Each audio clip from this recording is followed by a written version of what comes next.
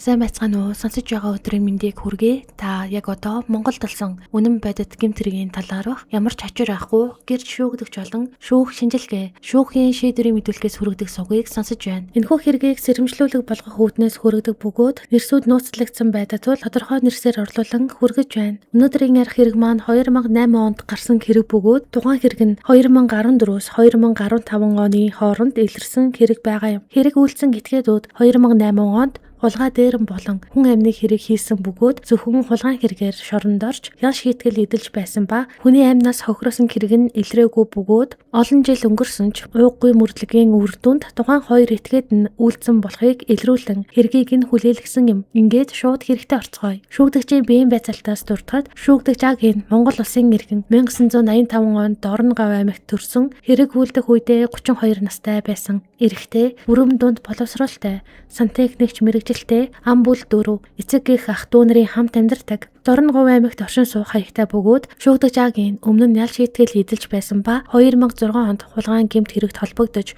6 сар баривчлагдсан. 2008 онд хулгай, дээрэм, төрийн албан хаагчид эсэргүүцэл үзүүлсэн хэрэгээр 7 жилийн хорих ялыг авсан боловч улсын дээд шүүхээс 6 жил болгон бууруулсан. 2013 онд суллагдаад дахин хулгай дээрмийн хэрэгт холбогдсон ба анх 12 жил 1 сарын хорих ялыг давж заалдах шатанд нэг заалт нь хүчингүй болж эцэслэн 6 жил 1 сарын хорих ялыг 429 дугаар хорих ангид эдэлж байсан бөгөөд 2014 оны 3 дугаар сарын 26-ны хүртэл хоригдож байсан. Шүүгдэгч Бонд Монгол улсын иргэн 1985 онд Дорногов аймагт төрсөн хэрэг үйлдэх үедээ 32 настай байсан эрэгтэй, бүрэн дунд боловсролтой, ам бүл 3 эцэгхийн хамт Дорногов аймагт амьдран суух хаягтай. Шүүгдэгч Бонд бас өмнө нь ял шийтгэл хүлээж байсан бөгөөд 2001 онд хүний биед гэмтэл учруулсан хэрэгээр 3 жилийн хорих ялыг авч 1 жилээр тэнцсэн. 2001 онд дахин ижил төрлийн хэрэгт холбогдсон 1 жил 6 сарын хорих ялыг авсан боловч тодорхой ялыг эдлээд хяналтанд гарсан. 2006 онд хулгайн хэрэгт дахин холбогдсон 6 сараар баривчлагдсан. 2008 онд хулгай дээрэм, төрийн албан хаагчид эсэргүүцэл үзүүлсэн хэрэгээр 7 жилийн хорих ялыг авсан боловч 4 жил 11 сарыг бичлэн эдлэн үлдсэн ялыг тэнцэж хяналтанд гарсан байсан байна. Шүүгдэгч Аги болон Боо нарын холбогдсон хэргийн талаар дуртахад 2008 оны 2 дугаар сарын 5-ны өдөр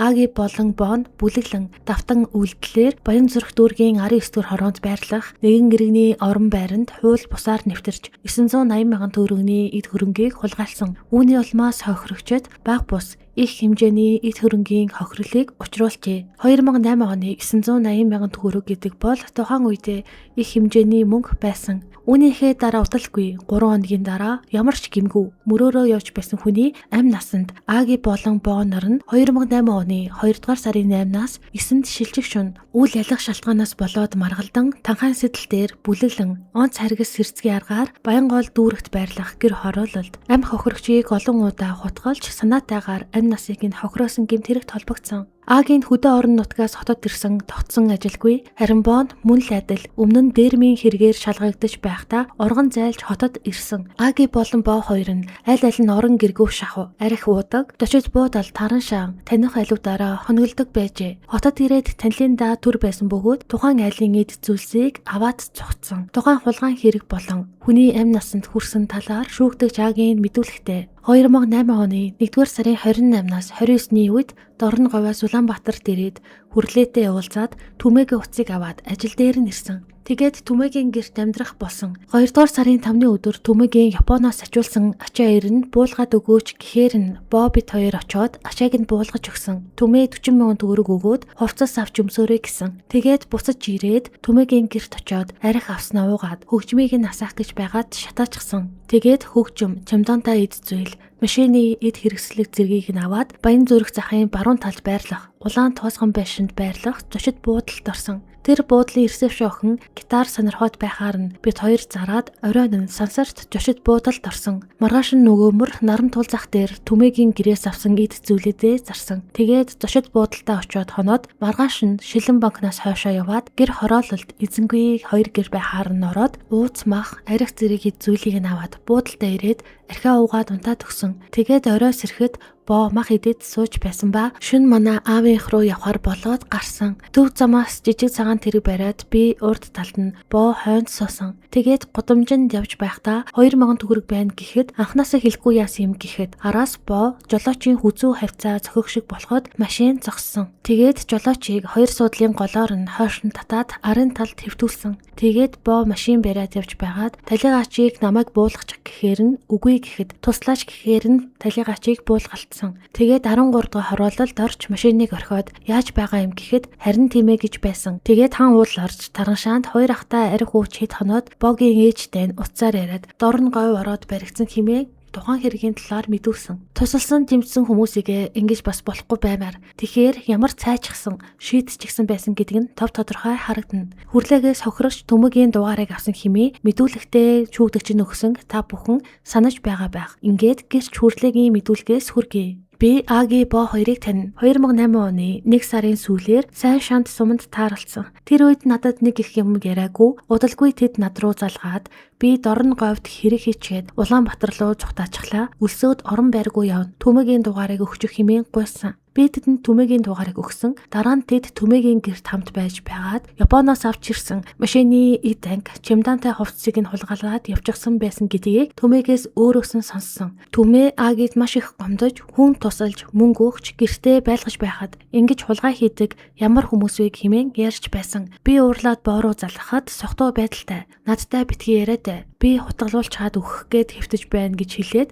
уцаа тасалсан. Түүнээс хойш тэдэнтэй холбоо барьж чадаагүй хэмээн хүртлээ мэдүүлдэг. Харин шүүгдэгч боо тухайн хэрэгүүдийн талаар мэдүүлэхдээ 2007 онд дээрмийн хэрэгээр шалгагдаж байгаад 2008 оны 1-р сард оргоод Улаанбаатар орсон. Төмөгийн гэрт байж байгаад гэрээс нь эд зүйлийг нь авч яваад Нарантуул өгөөмөр зах ороод эд зүйлийг нь зарсан. Мөнгөөрөө арх дарс зочид буудалд орсон. Тэгээд 2008 оны 2-р сарын 7-нд Агийн мэддэг 120-д байдаг тараншаанд очиж хонсон. Маргааш энэ сансарт жошид буудал дээр очиод орхисон эд зүйлээ авах гэхэд өөр хүн гарсан мэдэхгүйгээд өгөхгүй байсан. Тэгээд сансрын колонкос хойш явах замд эсгийн гэртээ хоёр айл хөнгүү байхаар нь хоёр нэрмэл арх эдэж уух зүйл аваад такси бариад явсан. Тэгээд байрны орцонд нэрмэлээ угаад тараншаанд очсон. Тэр үед нэлээд орой болсон байсан бөгөөд Аги аавтайгаа уулзмаар байна гэхээр нь би яаж явах юм гэхэд явчихъя гээд байсан. Тэгээд бид хоёр маргалтаад Аги гараад явчихсан ба араас нь гараад дуудахад байхгүй байсан. Ойрхон тараншаанд эмэгтэй эрэгтэй хоёр хүн арх уугаад сууж байхаар нь өөрийнхөө тараншаанд очиж үлдсэн нэрмэлээ аваад ороод танилцаад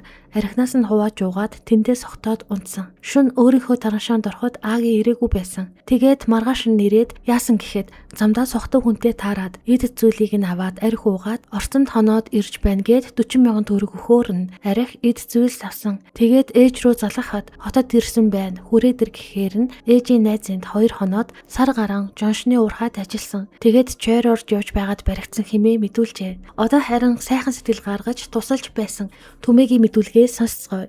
Би энэ хоёр хүнийг танина. 2006 онд анх танилцсан. Тэр үед би Дорноговь аймгийн Сайн шант суманд эгч Дулмаагийн түр амьдарч байсан юм. Эгч маань сөөхөд ажилдаг байсан бөгөөд тэнд эгчийн том хүү хүрлээ болон түүний найз гэгддэг боо нартай танилцсан. Агич бас тэдний хүрээллийн хүн байсан. Гэхдээ бид нар дотн найзууд байгаагүй. Зүгээр л хаяа тааралдаж арх уудаг, танилын төвшний харилцаа байсан. Би удалгүй Улаанбаатар хотод буцаж ирээд автомашины сэлбэгийн борлуулагчаар ажилд орсон. Ажлын шугамар 2007 оны 10 дугаар сард Япон руу явж тэнд 3 сар ажиллаад 2008 оны 1-р сарын 22-нд Монголд буцаж ирсэн. Ирээд удалгүй Аги болон боо хоёр манай ажил дээр ирсэн. Тэд мөнгө төгрөг асууж бас хотод орох газар алга танаад төр бай гэж гуйсан. Би тэднийг таньдаг, танил хүмүүс учраас зөвшөөрөөд гэртээ дагуулж очсон. Тухайн үед би Баянзүрх дүүргийн 19 дэх хороонд найзуудтайгаа нийлж нийтийн байр түрээслээд амьдардаг байсан. Бид өглөөдөө бүгд ажил сургуульд авдаг, харин Аги боо хоёр гэрт үлддэг байсан. Гэхдээ удалгүй найзууд маань дургүйсэж эхэлсэн.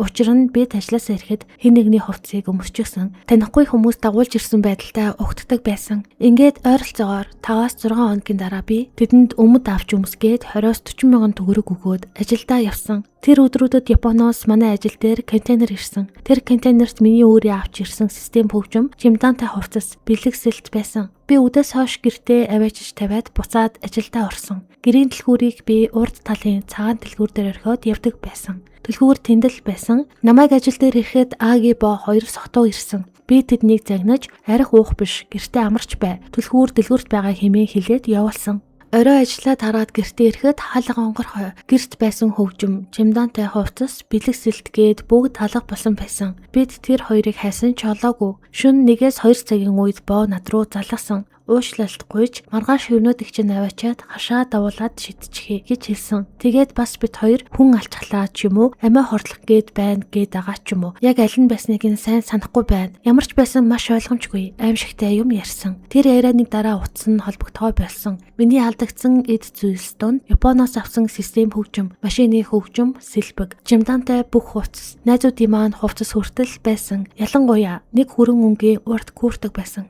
Хэрвээ түүнийг одоо харвал танин надад үзүүлсэн товч миний куртэг нэгтээ их төстэй санагдсан хэмээн мэдүүлэг өгсөн. Улгаан хэргийн тухайд ийм үйл явдал болсон бөгөөд энэ үйл явдлын дараагаас буюу 3 хоногийн дараа шүүгдэгч Боо болон Агийн нар гим зэмгүй мөрөөрөө явж байсан хүний амь насанд Боо болон Агийн нар хүрсэн юм.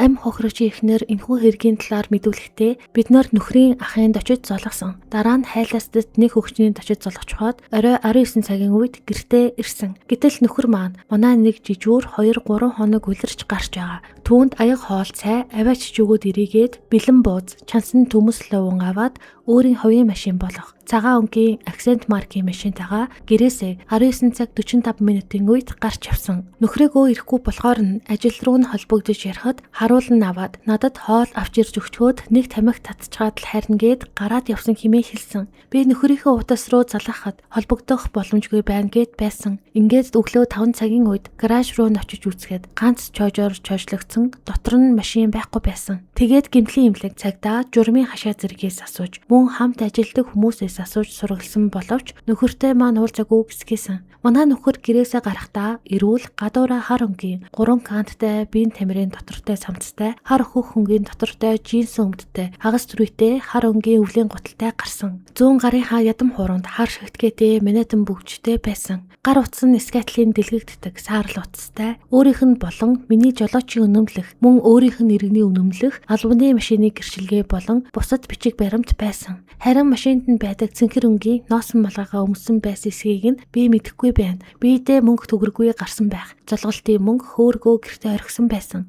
Тухайн үед манай нөхөр банкнд Делика маркийн машин барьж үйлчилгээнд явдаг байсан хэмээн мэдүүлсэн. Ам хохирогчийг төмрийн хогон дунд барьлах хогийн цэгээс олсон бөгөөд тухайн ойр хавьд амьдардаг гэрчүүд хэлэхдээ шөнө орой ямар нэгэн дуу чимээ сонсогдоогүй, хүмүүс орилж харалсан чимээ сонсоогүй. Хэрвээ тэгсэн бол нохоонууд хуцаж боргоодог. Цагаан өнгийн машин ямар ч байсан байж байсан. Машины кабины гэрэл шөнө харахад асаалтай байсан. Өглөө 9 цаг өнгөрөөгөөд гарч явхад өнөөх машин байсан газартаа байж байсан ба мөн ам хохирогчийн бичиг баримтыг дэлгүүр орох гээд явж байсан хүүхэд олон тухайн бичиг баримтыг эгчтэй өгсөн байна. Мөн машины хард 3-4 хүн зогсож байх шиг байсан хэмээн зарим нэгэн гэрч харсан гэж мэдүүлжээ. Хэрэг удаашрах бас нэг шалтгаан нь хуурамч мэдүүлэг байсан бөгөөд өөр хэрэгээр шоронд шалгагдаж, саатуулагдаж байсан хэрэгтэн худал мэдүүлэг өгөн төөрөгдөлт оруулсан юм. Ингээд худал мэдүүлэг өгсөн залуу мэдүүлэхдээ би 2008 онд сонгон хайрхан дүүргийн цагдаагийн хэлтээс дээрми хэрэгээр цагдан хоригдож 461-р ангид цагдан хоригдож байсан. Би 2008 оны 1-р сараас 2009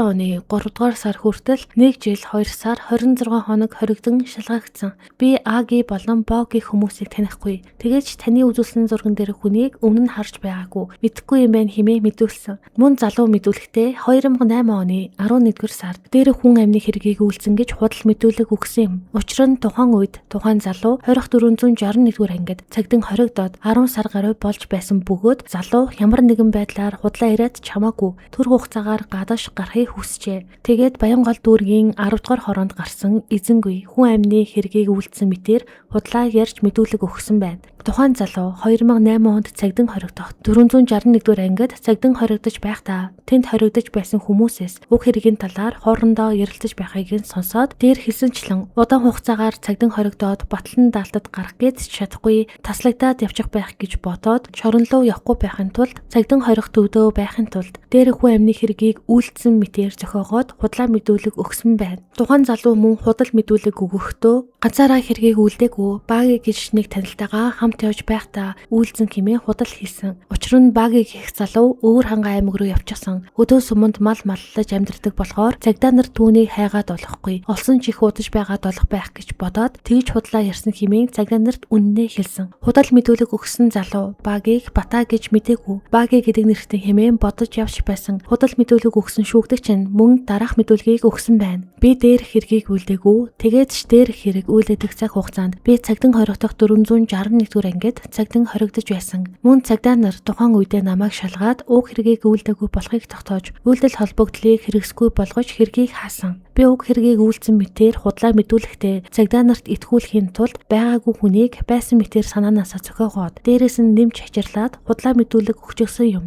Түүнээс биш үнэхээр би уг хэргийг үйлдчихсэн бол ингээд байж байхгүй. Үдээд шоронд сууж байх байсан гэж бодож байна. Хотод манай ах дүү хамаатан садангаас ямар нэгэн хүн байхгүй. Манай аав ээж болон ах дүү нар бүгд өөр хангай аймагт байгаа. Би их нэртэйгээ 2011 онд танилцсан бөгөөд 2014 онд 12 дугаар сарын сүүлчээр хоёр ихэр бандтай болсон боловч эхнэр болон хадмуудтайгаа таарахгүй улмаас эхнэрээсээ салж тустай амьдрах болсон. Одоо манай эхнэр хүүхдүүд надаас тусдаа аав ээжийнхээ хамт амьдардаг. Би их зөрүүд ба хэн нэгэн хүн намайг тоохгүй байвал өөрийнхөө зөв байсан гэдгийг ойлгуулж өрөвдүүлэхийг мөн залуу байхдаа хэрэг толбогдож түүндээ гутарсандаа ямар ч хамаагүй үйлдээгүй хэргийг өөрөө үйлцэн гээд тэр чигтээ явчихъя гэж боддог байсан. Одоо бодоод байхад би тэр үед тэнэг зүйл их олон хийж байсандаа маш их харамсдаг юм. Тухайн үед буюу хэрэг толбогдоод цагдаа хоригдож байхдаа бусдад сайн хүн болох гээд зарим нэг улсуудаас хэргийг нь өөр дээрээ авч өмнөөс нь хүлээдэг байсан боловч тэр даруйда худлаа гэдгийг мэдгчдэг байсан болохоор тэр үед намайг эзэнгүй хүү амныг хэргийг үйлцэн гэж худлаа мэдүүлсэнийг цагдаа нар мэдчихээд надтай харьцаа болчихсон. Миний зүгээс дээрх гэмт хэргийг үйлцэн гэж худлаа мэдүүлснээ хүлээж байна. Дахин худлаа ярихгүй хэмээн мэдүүлэг өгсөн байна. Худал мэдүүлэхдээ багийн гих хүнтэй хамт тухайн хэргийг хамт үйлцэн хэмээн хэлсэн. Үүнийх нь мэдүүлгийн дагуу өөр хангай аймагт байх багийн буюу Бата. Тухайн үедээ Бата худал мэдүүлэг өгсөн шүүгдэгч буюу залууд Бата гэдэг жинхэнэ нэрээ биш багийг гэж дууддаг нэрээ хэлсэн бөгөөд Батагийн мэдүүлгээс та бүхэнд хүргэе.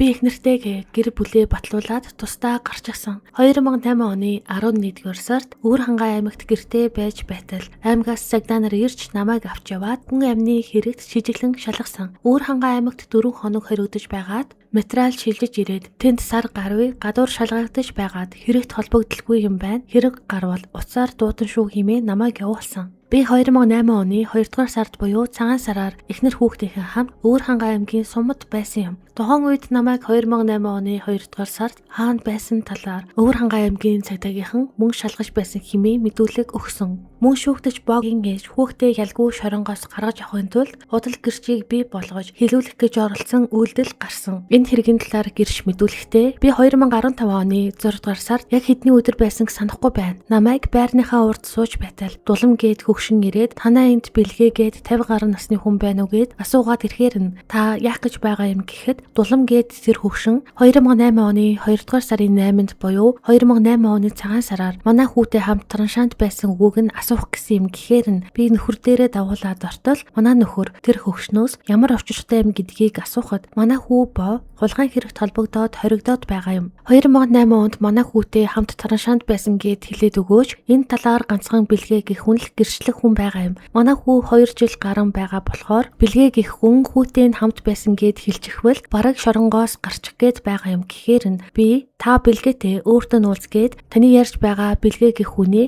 таних юм уу гэхэд бэлгээ гэдэг нь хамар дээрээ цэцэг шиг юмтай хүн байсан гэсэн. Тэгээд асуугаад байтал хүмүүс танаад байдаг гэж дуулаад би ирлээ хэмээн хэлсэн. Тэгээд бэлгээ ахтай тэр хөвшин 53 дугаар байрны үүдэнд сандал дээр суугаад уулзаад бараг 1 цаг гарan болсон. Хоорондоо юу болсныг нь мэдэхгүй байна. Тэгээд бэлгээ ахтай уулзч чаад явхаар нь манай нөхөр юу гэж байна гэд асуухад тэр хөвшин намайг хүүтэй хамт кабинетийн траншант байсан гэд хэлээд өгөөч гэд гуугаад байна гэхээр нь нөхөр бит хоёр та өөрөө мэдэхгүй юу гэж хэлсэн. Тэгээд 2 хоногийн дараа хөвшин ирээд бэлгээ ахаар тодорхойлолт хийлгэж авах гэхээр нь би бэлгээ ахын хамт цуг явж натратаар гэрчлүүлсэн юм хэмээн мэдүүлжээ. Амь хохирогчийн хууль ёсны төлөөлөгчөөр түүний эхнэр нь байсан боловч хууль ёсны төлөөлөгчөнд солигдсон түүний эгч нь болсон бөгөөд амь хохирогчийн эгч мэдүүлэхдээ талигачийн эхнэр одоогоор өөр хүнтэй сууж хүүхэдтэй болсон ба уг хэрэгт дахин хохирогчоор оролцох хүсэлгүй байгаа тул оронд нь би хохирогчоор оролцохоор болсон. Талигаач миний төрсөн дүү 1992 онд улсын банкны ерөнхий хороонд жолоочоор ажиллаж байхдаа их нэртэйгээ танилцсан гэр бүл болж 1994 онд охин 2003 онд хүү төрж хүү охин хоёртой болсон. Ажлынхын газраас дүү маань сайн ажилдаг гээд хоёр өрөө байраар шагнаж байсан. Одоо тэр байранд нь эхнэр нь хоёр хүүхэдтэй амьдарч байгаа. Талигаач дүүгийнхээ уурлаж хүнтэй маргаж байсныг нь харж байгаагүй. Жаахан халжчихсан үедээ үг нь олчроод энийгээд л байдаг байсан. Түүнээс биш янзан бүрийн ааш авир гаргаж байгаагүй.